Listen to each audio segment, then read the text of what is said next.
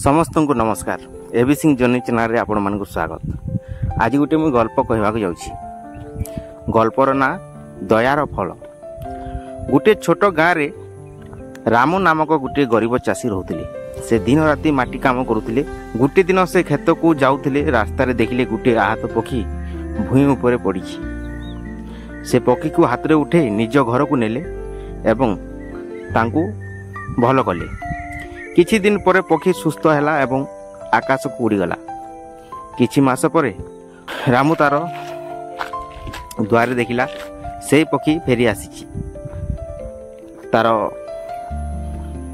थंटरे गोटे छोट रत्न नहीं से रत्न रामू चरण निकट रे छाड़ी उड़ी जालीगला।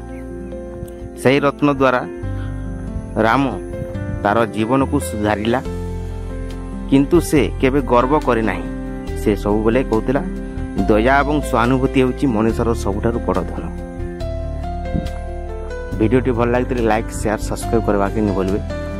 धन्यवाद।